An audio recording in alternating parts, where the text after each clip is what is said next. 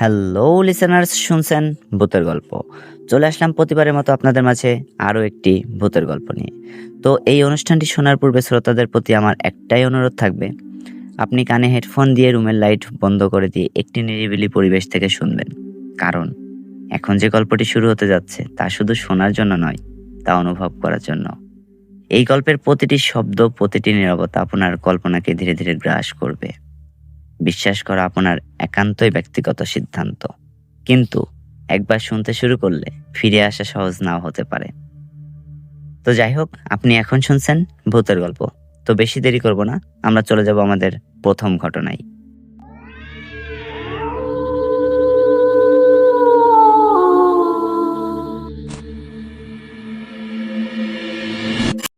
যেভাবে লেখা আছে আমি সেভাবে আপনাদেরকে পড়ে শোনানোর চেষ্টা করছি। এই ঘটনাটা আমি নিজে দেখিনি, কিন্তু যিনি দেখেছেন তিনি আর আগের মতো নেই।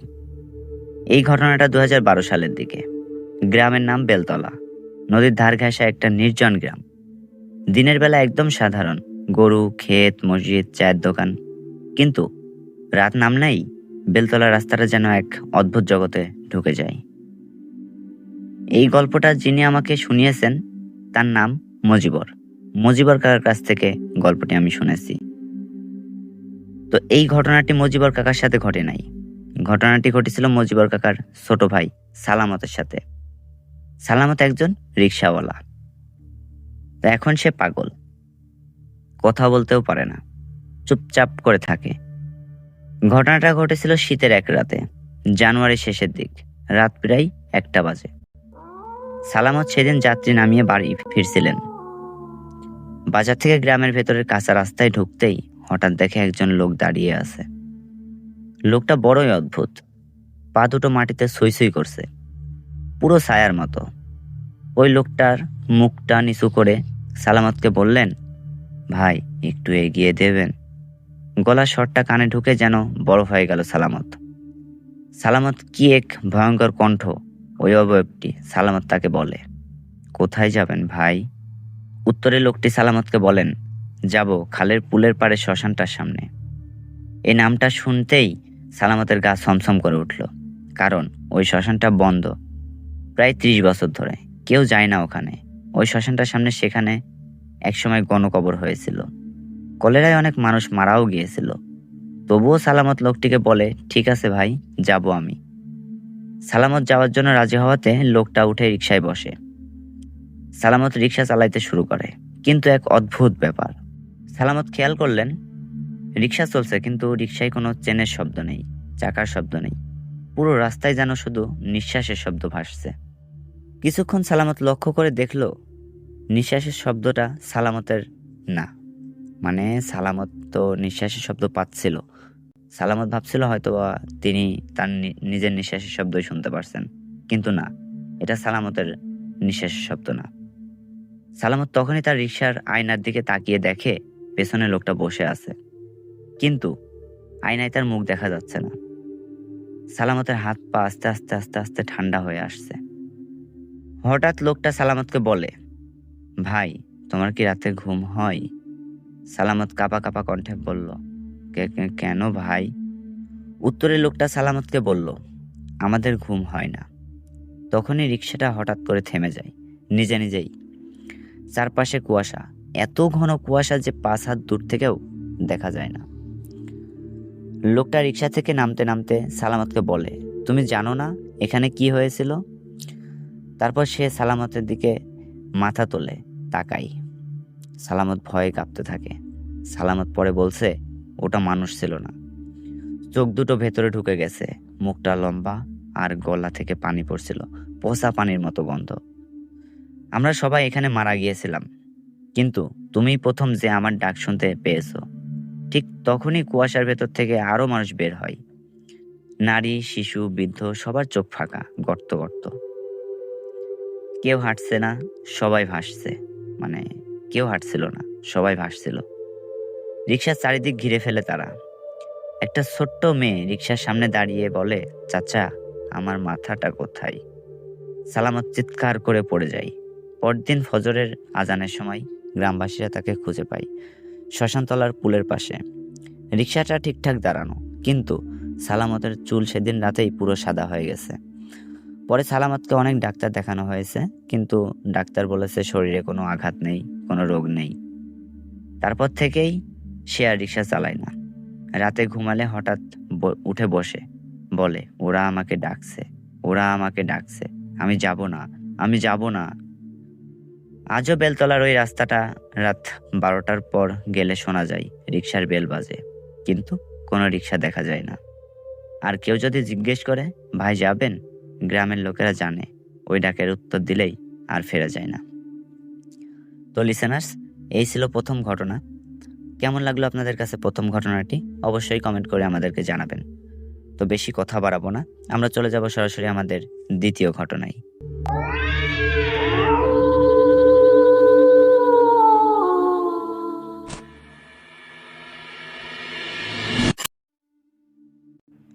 তো এই ঘটনাটি যিনি বলেছেন তার নাম রহিম মাঝি। বয়স তখন প্রায় 40। লোকটা মিথ্যা বলার মতো মানুষ না। আর এই ঘটনার পর সে আর কখনো রাতের বেলায় নদীতে মাছ ধরতে যায়নি। ঘটনাস্থল ছিল আমাদের গ্রামের পাশের কালীগঙ্গা নদীর গভীর চরসংলগ্ন একটা অংশ। জায়গাটা দিনের বেলা যেমন সাধারণ নদীর মতোই, কিন্তু রাতে অদ্ভুত রকমের নিস্তব্ধতা। স্থানীয়রা বলে ওই জায়গায় নাকি অনেক আগে এক জেলে নৌকা ডুবে মারা গিয়েছিল।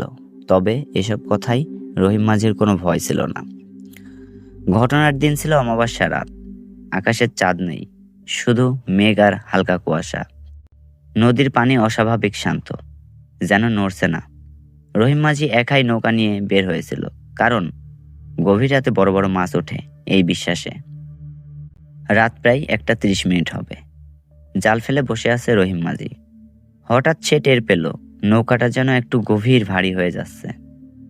প্রথমে ভাবলো হয়তো বড় মাছ জালে পড়ছে। সে জাল টানতে যাবে, এমন সময় নৌকার পেছন দিক থেকে একটা মানুষ কণ্ঠে, মাঝি, জালটা একটু ঢিলা করো। রহিম মাঝি চমকে উঠল। সে নিশ্চিত ছিল নৌকায় সে একাই, তবুও ভাবল হয়তো পাশের কোনো নৌকা থেকে কথা এসেছে। সে পেছনে তাকালো। নৌকার পেছনের কোণে একজন লোক বসে আছে। লোকটার গায়ে পুরনো ধুতি, শরীরটা অস্বাভাবিক ফ্যাকাশে। সবচেয়ে ভয়ঙ্কর ছিল চোখ দুটো, খুব বড়, কিন্তু যেন কোনো পলক পড়ে না। রহিম মাঝি কিছুক্ষণ কথা বলতে পারেনি, গলা শুকিয়ে গিয়েছিল। তুমি তুমি তুমি কে? তুমি কে? রহিম মাঝি বলছে, তুমি কে? লোকটা হালকা হাসলো, দাঁতগুলো অস্বাভাবিক সাদা। আমি তো তোমার মতোই জেলে, অনেকদিন ধরে মাছ ধরি এখানে। রহিম মাঝির মাথায় তখন শুধু একটা কথাই ঘুরছিল, সে কাউকে নৌকায় তুলেনি, কিন্তু ভয় পেলে নদীতে টিকে থাকা যায় না। সে নিজেকে সামাল দিল। রহিম মাঝি তাকে বলল, নৌকায় উঠলে কিভাবে? লোকটা নদীর পানির দিকে তাকিয়ে বলল, এই নদী যাকে ডাকে সে নিজেই উঠে আসে। এই কথা শুনে রহিম মাঝির হাত পা ঠান্ডা হয়ে গেল। হঠাৎ সে লক্ষ্য করলো লোকটার পা দুটো নৌকার তলায় শুয়ে শুয়ে আছে, কিন্তু পানিতে কোনো ঢেউ নেই। রহিম মাঝি জাল টানতে শুরু করলো। জাল উঠছে না, অস্বাভাবিক ভারী। লোকটা তখন বলল, আজ অনেক মাছ উঠবে, কিন্তু ভাগ দিতে হবে, ভাগ। হ্যাঁ, আমার ভাগ দিতে হবে, ভাগ। এই বলে লোকটা জালের দিকে হাত বাড়ালো। আশ্চর্যের ব্যাপার, তার হাত জালের ভিতরে ঢুকে গেল, কিন্তু জাল ছিঁড়া ছিল না। ঠিক তখন নদীর মাঝখানে হঠাৎ করে একটা ঠান্ডা বাতাস বয়ে গেল। কুয়াশা ঘন হয়ে চারপাশ ঢেকে ফেলল। রহিম মাঝির মনে পড়ল তার দাদার কথা। দাদা বলতো, নদীতে যদি কেউ নিজে নিজে থেকে ভাগ চায়, সে মানুষ না। সে আর দেরি করলো না, মনে মনে কালেমা পড়তে পড়তে নৌকার দড়ি কাটলো। লোকটা হঠাৎ গলার স্বর বদলে বলল, থামো মাঝি, থামো, এত তাড়া কিসের তোমার? এবার তার কণ্ঠে মানুষের কোনো উষ্ণতা ছিল না, যেন পানির নিচে থেকে আসা আওয়াজ। রহিম মাঝি সামনে তাকিয়ে দাঁড় মারতে শুরু করলো। নৌকা এগোচ্ছে, কিন্তু পেছনে তাকানোর সাহস নেই। ঠিক তখন নৌকার পেছন থেকে পানিতে পড়ার শব্দ, সাপাস সাপাস। নৌকা হালকা হয়ে গেল। ভোরে যখন সে ঘাটে ফিরে আসে, তখন সবাই দেখে সে জ্বরের মতো কাঁপছে, মুখ দিয়ে একটা শুধু কথাই বের হচ্ছিল, ও মানুষ ছিল না, ওটা মানুষ ছিল না। পরদিন সকালে জাল খুলে দেখা যায় জালে মাছ ছিল ঠিকই, কিন্তু প্রতিটা মাছের চোখ উপড়ে দেওয়া। আর সেই সংলগ্ন জায়গা যেখানে সে জাল ফেলেছিল, সেখান থেকে ভেসে ওঠে একটা পুরনো কঙ্কাল, গায়ে জেলের ধুতি। তারপর থেকে আজও কেউ গভীর রাতে ওই জায়গায় মাছ ধরতে যায় না, কারণ নদীতে সবসময় সব মানুষ হয়ে আসে না।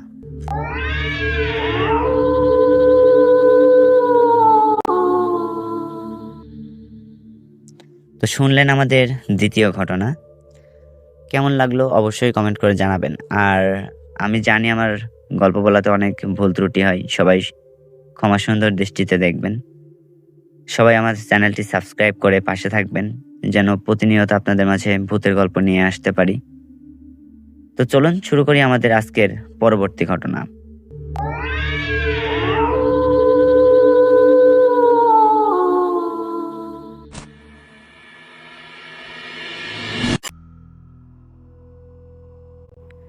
আমাদের গ্রামটার নাম শালিকদহ।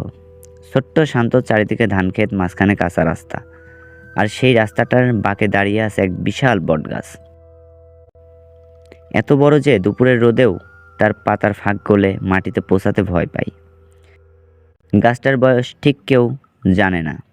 দাদুরাও বলতেন তাদের ছোটবেলায়ও নাকি গাছটা এমনই ছিল। বটগাছটার নিচে আগে হাট বসতো, পুজোর সময় নাটক হতো, কিন্তু গত 5-6 বছর ধরে সন্ধ্যার পর কেউ আর ওদিকে যায় না, কারণ একটা কথা ছড়িয়ে পড়েছিল, গাছটাই ভূত। প্রথমে আমরা হেসেছিলাম, গাছ আবার ভূত হয় নাকি? কিন্তু যেদিন ঘটনাটা ঘটলো সেদিন বুঝলাম সবকিছু হাসি ঠাট্টার নয়। ঘটনাটা ঘটেছিল আষাঢ় মাসের এক সন্ধ্যায়। আকাশ ভরা মেঘ, হালকা গুড়ি গুড়ি বৃষ্টি পড়ছে। আমি আর আমার বন্ধু শুভ মাঠ থেকে ফুটবল খেলে বাড়ি ফিরছিলাম। শর্টকাট ধরলে বটগাছটার পাশ দিয়েই যেতে হয়।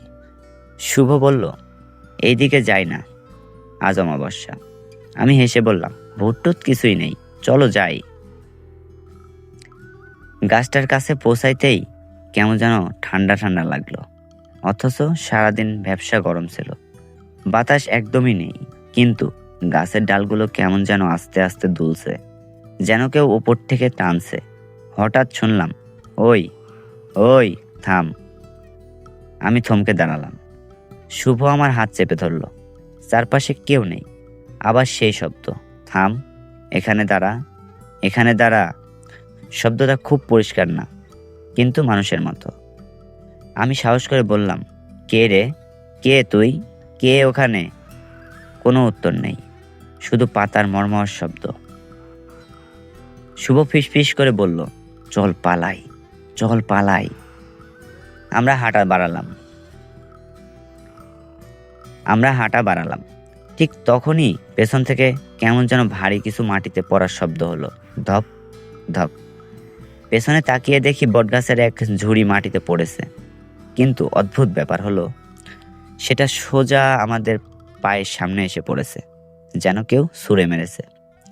সেদিন কোনো রকমে দৌড়ে দৌড়ে বাড়ি ফিরছিলাম।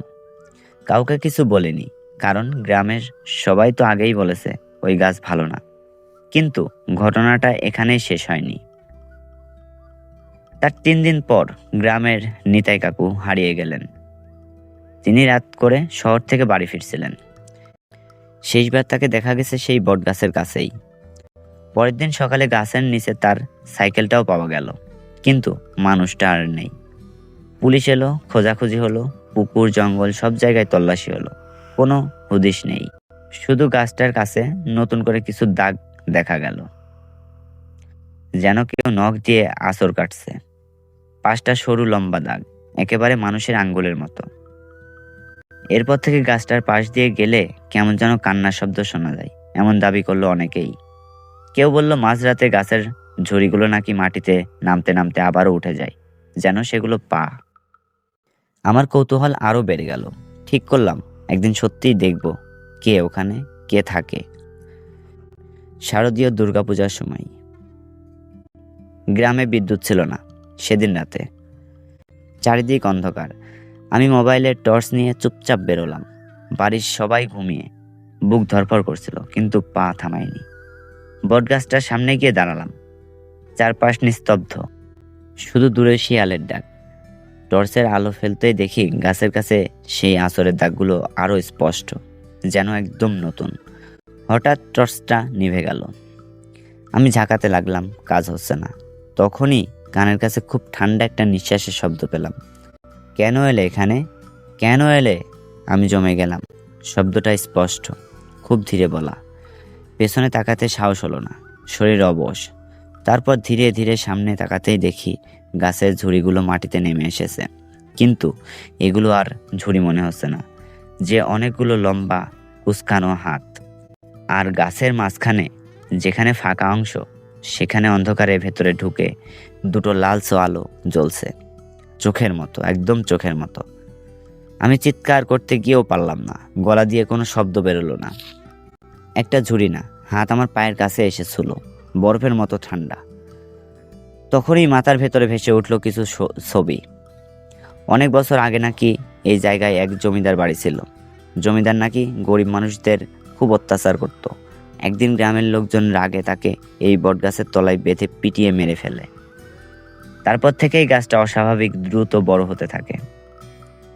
ছবিগুলো যেন কেউ আমার মাথায় ঢুকিয়ে দিচ্ছিল। আমি বাধা, আমি ক্ষুধার্ত, সেই ফিসফিসানি। হঠাৎ মনে হলো গাছটা শুধু দাঁড়িয়ে নেই, সে শ্বাস নিচ্ছে। তার কাণ্ডে ফুল উঠছে, আবার সংকুচিত হচ্ছে, যেন বিশাল একটা প্রাণী। আমি মরিয়া হয়ে চোখ বন্ধ করে নারায়ণ বলে চিৎকার করলাম। ঠিক তখনই দূরে মন্দিরের ঘন্টা বেজে উঠল। কে বাজালো জানি না, কিন্তু সেই শব্দটা হতেই ঝুড়িগুলো একসাথে সরে গেল। ঠান্ডা স্পর্শটা মিলিয়ে গেল। আমি চোখ খুলে দেখি চারপাশে স্বাভাবিক। টর্চও জ্বলে উঠেছে। গাছটা আগের মতো স্থির। আমি দৌড়ে বাড়ি ফিরলাম। সারা রাত জ্বর, খুবই জ্বর আমার। পরদিন সকালে খবর এলো বটগাছটার একটা বিশাল ডাল ভেঙে পড়েছে। কিন্তু অদ্ভুত ব্যাপার, ডালটা পড়েছে ঠিক সেই জায়গায় যেখানে আমি আগের রাতে দাঁড়িয়েছিলাম। আরও অদ্ভুত হলো, ডালের ভাঙা অংশের ভেতরটা লালচে, কাঠের মতো না, যেন কাঁচা মাংস। গ্রামের লোকজন সিদ্ধান্ত নিল গাছটা কেটে ফেলবে। কাঠুরি এলো, কুড়াল চালাতেই প্রথম আঘাতে গাছ থেকে লাল রস বেরোলো। সবাই থমকে গেল। দ্বিতীয় আঘাতেই কুড়াল ধরার লোকটা হঠাৎ চিৎকার করে উঠল। তার হাত কেটে রক্ত পড়ছে, অথচ কুড়াল তার হাতেই আছে। সেদিন আর কেউ গাছ কাটতে সাহস করল না। তারপর থেকে নিয়ম হয়েছে, সন্ধ্যার পর কেউ ওই রাস্তা দিয়ে যায় না। মন্দিরে প্রতি অমাবস্যায় বিশেষ পূজা হয়। নিতাই কাকুর আর কোনো খোঁজ মেলেনি। আমি এখন শহরে থাকি, কিন্তু বছর দুয়েক আগে গ্রামে গিয়েছিলাম। দেখি বটগাছটা আরও বড় হয়েছে, আর ঝুড়িগুলো মাটিতে নেমে চারিদিকে ছড়িয়ে গেছে। দূর থেকে দেখলে মনে হয় অনেকগুলো মানুষ দাঁড়িয়ে আছে মাথা নিচু করে। সেদিন বিকেলে গাছটার পাশ দিয়ে যাচ্ছিলাম, হঠাৎ খুব চেনা একটা ফিসফিসানি কানে এলো, ফিরে এসেছে। আমি থামিনি, হাঁটতে থাকলাম, কিন্তু স্পষ্ট অনুভব করলাম পেছন থেকে কেউ না কেউ আমাকে ডাকছে। আজও রাতে হঠাৎ ঘুম ভেঙে গেল, মনে হয় জানালার বাইরে কোনো ঝুড়ি দুলছে। শহরে তো বটগাছ নেই, তবুও ঠান্ডা নিঃশ্বাস কানের কাছে এসে বলে আমি এখানেই আছি। আর তখন বুঝি হয়তো গাছটা শুধু গ্রামে নেই, যে একবার তার ডাকে সাড়া দেয় তাকে সে ছেড়ে দেয় না। গ্রামের বটগাছটা শুধু একটা গাছ নয়, সে অপেক্ষা। তো শুনছিলেন আমাদের ভূতের গল্প। কেমন লাগছে আপনাদের কাছে আমাদের ভূতের গল্প? অবশ্যই আপনাদের কমেন্ট করে জানাবেন। আর বেশি দেরি করব না, চলে যাব আমাদের আজকের আবারও পরবর্তী ঘটনায়। তো আমি আন্তরিকভাবে দুঃখিত, আমার হয়তোবা এই গল্পগুলো পড়তে একটু সমস্যা হচ্ছে, বাধা আছে। তো সবাই সাপোর্ট করবেন, আমি এগুলো সমাধান করার চেষ্টা করব। ঠিক আছে, চলুন চলে যাই আমাদের পরবর্তী ঘটনায়।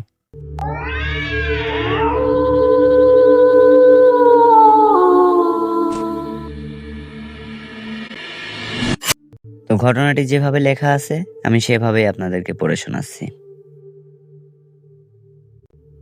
গভীর রাত, আষাঢ় মাসের শেষের দিক। আকাশে মেঘ নেই, তবু চাঁদের আলো যেন কেমন ফ্যাকাশে। গ্রামের শেষ মাথার ধান খেতে সরু মাটির রাস্তা ধরে হাঁটছিল রাশেদ। জায়গাটার নাম শালিকাপুর। ছোট্ট নিরিবিলি একটা গ্রাম। দিনের বেলায় এখানকার সবুজ ধান ক্ষেত আর পাখির ডাক মন ভরিয়ে দেয়, কিন্তু রাত নামলেই সেই জায়গা হয়ে যায় এক অন্যরকম জায়গা। সেদিন রাশেদকে বাধ্য হয়ে রাতে বের হতে হয়েছিল। তার খালাতো ভাই হঠাৎ অসুস্থ হয়ে পড়ায় পাশের বাজার থেকে ওষুধ আনতে হয়েছিল। বাজার থেকে ফেরার সময় প্রায় রাত 12টা পেরিয়ে গেছে। গ্রামে ঢোকার আগে প্রায় আধা কিলোমিটার ধান ক্ষেতের মাঝখানে সেই কাঁচা রাস্তা, দুপাশে কোমর সমান ধান গাছ, বাতাসে তাদের মৃদু দোল, আর দূরে কোথাও শিয়ালের ডাক। রাশেদ ছোটবেলা থেকেই সাহসী ছেলে বলে পরিচিত। ভুট্টুতের গল্প সে হাসত, বিশ্বাস করত না, কিন্তু সেই রাতের পর থেকে সে আর কখনো এই নিয়ে হাসি ঠাট্টা করেনি।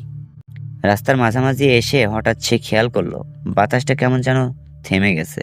একটু আগেও ধান গাছগুলো দুলছিল, এখন একদম স্থির, যেন কেউ চারপাশে সব বন্ধ করে দিয়েছে। কেবল নিজের হাঁটার শব্দ আর বুকের ভেতরে ধুকধুকানি। ঠিক তখনই সে দেখল রাস্তার সামনের দিক প্রায় 20 গজ দূরে সাদা কাপড় পরা কেউ দাঁড়িয়ে আছে। প্রথমে ভাবলো হয়তো গ্রামেরই কেউ হবে, কিন্তু এত রাতে তাও নির্জন জায়গা। সে গলা খাকড় দিয়ে বলল, কে কে ওখানে? কে ওখানে? কোনো উত্তর নেই। সাদা অবয়বটা একদম স্থির ওখানেই দাঁড়িয়ে আছে। চাঁদের আলোয় স্পষ্ট বোঝা যাচ্ছে মাথা নিচু করে দাঁড়িয়ে আছে সে। রাশেদের গা একদম কাটা দিল, তবুও নিজেকে বোঝালো ভয় পাওয়ার কিছুই নেই, হয়তো কেউ সাহায্য চাইছে। সে ধীরে ধীরে সামনে এগোতে লাগলো। 10 গজ দূরে এসে সে থেমে গেল। মেয়েটার চুলগুলো অস্বাভাবিক লম্বা, হাঁটু পর্যন্ত নেমে এসেছে। বাতাস না থাকলেও চুলগুলো হালকা নড়ছে। তার পা দেখা যাচ্ছে না, সাদা কাপড়ের নিচে যেন শূন্য ভাসছে। রাশেদের গলা শুকিয়ে গেল। সে আবার বলল, আপনি কে? এত রাতে এখানে দাঁড়িয়ে আছেন? হঠাৎ মেয়েটা ধীরে ধীরে মাথা তুলল। চাঁদের আলো সরাসরি তার মুখে পড়ল। মুখটা ফ্যাকাশে সাদা, চোখ দুটো সম্পূর্ণ কালো, স্পষ্ট বোঝা যাচ্ছে না কোনো সাদা অংশ নেই। ঠোঁটের কোণে অদ্ভুত বাঁকা একদম হাসি। রাশেদের শরীর অবশ হয়ে গেল। সে নড়তে পারছে না, যেন কেউ তার পা মাটির সঙ্গে আটকে দিয়েছে। মেয়েটা খুব ধীরে ভেসে ভেসে তার দিকে এগোতে লাগলো। তার পায়ের নিচে কোনো শব্দ নেই, ধান গাছগুলোও নড়ছে না, যেন চারপাশের প্রকৃতি তাকে জায়গা করে দিচ্ছে।